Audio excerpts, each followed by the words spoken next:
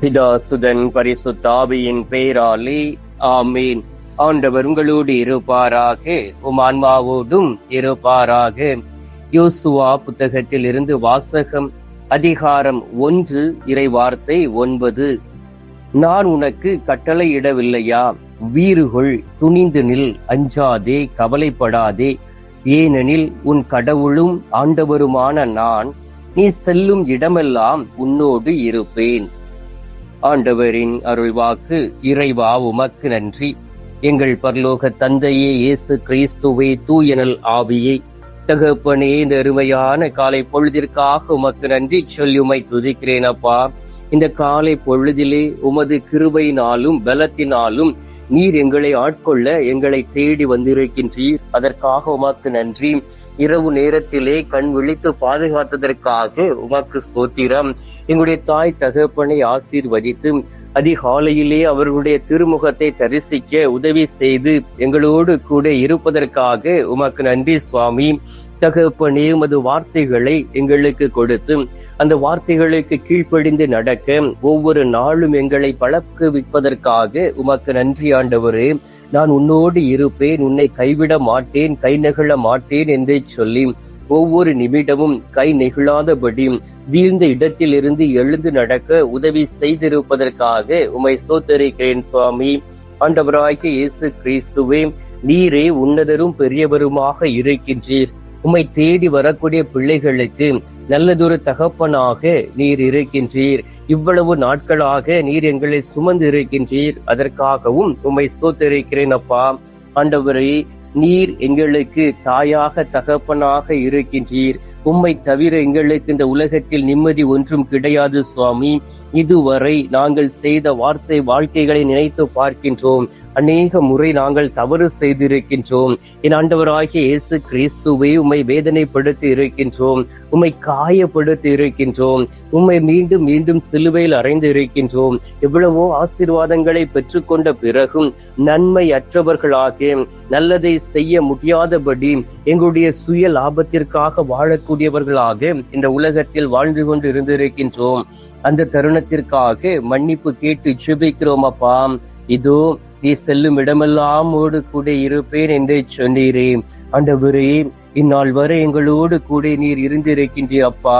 உமது வார்த்தைகளை இரவும் பகலும் அதை தியானிக்கக்கூடிய வேளையிலே அதன் வழியாக நீர் எங்களுக்கு ஞானத்தை கொடுத்து ஒளியின் வழியில் நடக்க எங்களை பழக்குவித்து இருக்கின்றீர். எங்களுடைய உடலில் இருக்கக்கூடிய அனைத்து இருளின் அந்தகார வல்லமையை எடுத்து மாற்றி இருக்கின்றீர். அதற்காகவும் உமக்கு நன்றி சுவாமி. தகப்பனே, நீர் எங்களை கைவிடக்கூடிய தெய்வம் அல்ல என்பதை விசுவசிக்கின்றோம். ஏனென்றால் நீரே எங்களை படைத்தீர், நீரே எங்களை உருவாக்கி இருக்கின்றீர், நீரே எங்களை வாழ வைத்துக் கொண்டு இருக்கின்றீர்.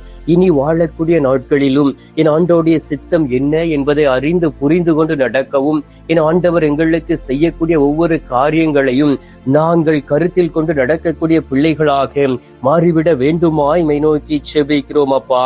ஆண்டவரே, நாங்கள் எங்களுடைய பார்வைகளினால் பாவம் செய்து இருக்கின்றோம், பேச்சினால் பாவம் செய்திருக்கின்றோம். ஆண்டவரே, நாங்கள் தேவையில்லாதவற்றை கேட்டு பாவம் செய்திருக்கின்றோம், உடல் உறுப்புகளை கொண்டு பாவம் செய்திருக்கின்றோம், சிந்தனையினால் பாவம் செய்து ஆண்டவரே, உடைய சிந்தனை மந்த புத்தி உள்ளவர்களாக நாங்கள் இருந்திருக்கின்றோம். நாங்கள் இவ்வாறு பாவங்களை செய்வோம் என்பதற்காக சாபமான முள்முடியை தரித்து கொண்டிரையப்பா. ஆண்டவரே, உடல் உறுப்புகளால் பாவம் செய்வோம், கரங்களினால் பாவம் செய்வோம், கால்கள் பாவம் செய்ய விரைந்து ஓடும் என்பதற்காக கல்வாரியிலே ஆண்டவரே ஆணியால் கடவப்பட்டு எங்களுக்காக இன்றும் வரை காயத்தோடு இருக்கிறீரே சுவாமி. ஆண்டவரே, இந்த நேரத்திலே மனம் மாறி திருந்தி உம்மை நோக்கி வந்திருக்கின்றோம். உமது கல்வாரி ரத்தம், மாசு மறுவற்ற ரத்தம் எங்கள் மீது ஊற்றப்படுவதாக. நாங்கள் இந்த நாளிலே கழுவப்பட்டு என் ஆண்டவருக்கு ஏற்ற ஒரு மகளாக மாறி என் ஆண்டவருடைய விருப்பம் என்ன என்பதை புரிந்து கொண்டு நடக்கக்கூடிய அந்த பாக்கியத்தை மன வலிமையும் எங்களுக்கு கொடுப்பீராக.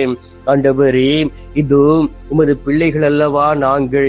இளமை தலைமுறைகளை ஒப்புக்கொடுக்கின்றேன் ஆண்டவரே. குழந்தை செல்வங்களை ஒப்புக்கொடுத்து ஜெபிக்கின்றேன். எல்லா சூழ்நிலைகளும் பாவங்கள் செய்து செய்து குறுகி போய் இருக்கக்கூடிய நபர்களை ஒப்புக் கொடுக்கின்றேன். ஆண்டவரே, ஒவ்வொருவருடைய பாவங்களையும் மன்னிப்பீராக. இதோ இளைஞர்கள் யோசுவாவை போல வீறு கொண்டு எழுந்து வருகிறார்கள், துணிச்சலோடு வாழ்ந்து கொண்டு இருக்கிறார்கள். அதே போல் துணிச்சலோடு பாவங்களையும் செய்கிறார்கள்.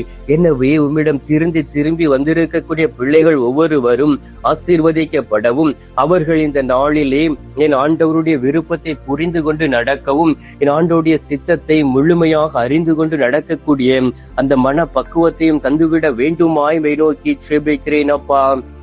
ஆண்டவரே, இந்த நேரத்திலே அநேக மக்கள் அதிகாலையிலே எழுந்து என்னோடு இணைந்து ஜெபித்துக் கொண்டு இருக்கிறார்களே, அவர்களை ஒப்புக் கொடுக்கின்றேன்.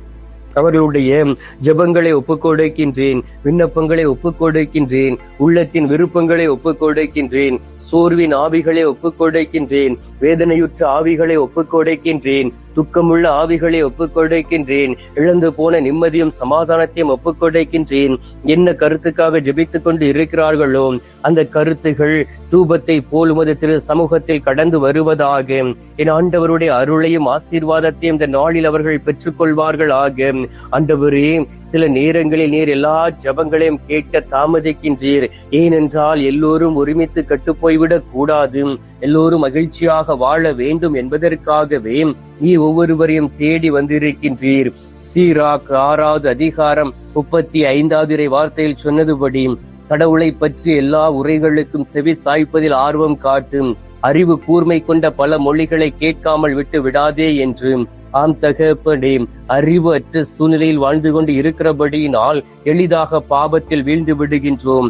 இந்த நாளிலே உமது கட்டளைகளை கடைபிடித்து நடக்கவும், ஆண்டவரே, நீர் தரக்கூடிய ஆசீர்வாதங்களையும் குருக்கள் வழியாக பெற்றுக்கொள்ளக்கூடிய அந்த பாக்கியத்தை தருவீராக. திருச்சபையின் தலைவர்களுக்கு எதிராக செயலாற்றி இருந்திருக்கின்றோம், திருச்சபை பற்றி தவறாக பேசி இருக்கின்றோம், குருக்களையும் ஆயர்களையும் அருட்சகோதர சகோதரிகளையும் அருட்சகோதரர்களையும் பற்றி தவறாக பேசி இருக்கின்றோம். ஆண்டவரே, நற்செய்தி பணியை செய்கிறவர்களை குறித்து தாங்கள் தவறாக பேசி மொத்தமாக சாபத்தோடு வாழ்ந்து கொண்டு இருக்கின்றோம்.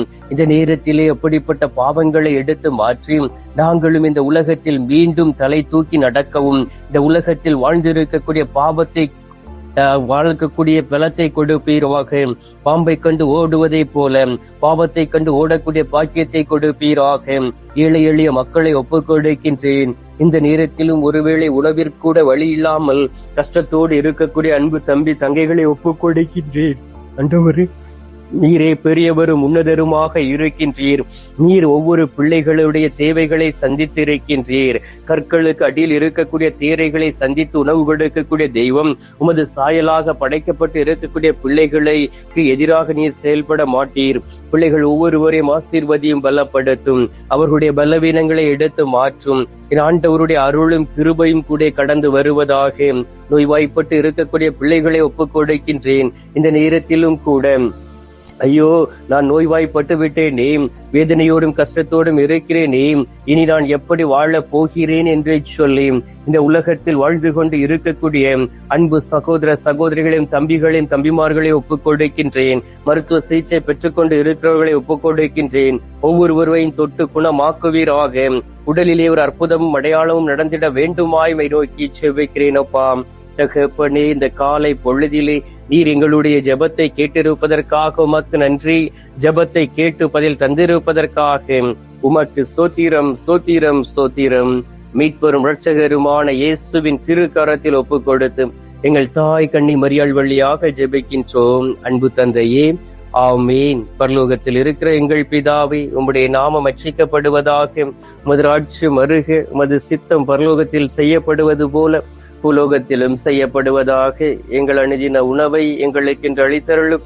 எங்களுக்கு தீமை செய்கிறவர்களை நாங்கள் பொறுப்பது போல எங்கள் பாவங்களை பொறுத்தருளும். எங்களை சோதனை விளைவிடாதையும் தீமையில் இருந்து எங்களை ரட்சித்தருளும். ஆமீன். அம்மா தாயே, ஆரோக்கிய மாதாவை, வேளாங்கண்ணி அன்னை, அமலோற்ப தாயே, பூண்டி மாதாவே, இந்த நேரத்தில் உமது பிள்ளைகளாகிய நாங்கள் உம்மிடம் ஓடோடி வந்து இருக்கின்றோம். இந்த நாட்களிலே மரித்து போன ஆத்துமாக்களையும், உத்திரிக்க ஸ்தலத்தில் இருக்கக்கூடிய ஆத்துமாக்களையும், யாரும் மதியாத ஆத்துமாக்களையும் விண்ணக வீட்டில் கொண்டு சேர்த்திட வேண்டுமாயும் எங்களுக்காகவும் பரிந்து பேசும்படியாக ஜெபிக்கிறோம். அன்னையே, அருள் நிறைந்த மரியே வாழ்க, கர்த்தர் உடனே பெண்களுக்குள் ஆசீர்வதிக்கப்பட்டவள் நீரே, உம்முடைய திரு வயிற்றின் கனியாகிய இயேசும் ஆசீர்வதிக்கப்பட்டவரே. அஜிஷ்ட மரியே, சர்வேஸ்வரே மாதாவே, பாவிகளா இருக்கிற எங்களுக்காக இப்பொழுது எங்கள் மரண நேரத்தில் வேண்டிக் கொள்ளும். ஆமேன். பிதாவுக்கும் சுதனுக்கும் பரிசுத்த ஆவிக்கும் மகிமை உண்டாவதாக. அதில் இருந்தது போல இப்பொழுதும் எப்பொழுதும் என்றும் இருப்பதாக. ஆமீன். ஆண்டவர் உங்களோடு இருப்பாராக, உம் ஆன்மாவோடும் இருப்பாராக. எல்லாம் வல்ல இறைவன் பிதா, சுதன், பரிசுத்த ஆவி உங்கள் அனைவரையும் ஆசீர்வதிப்பாராக. ஆமீன்.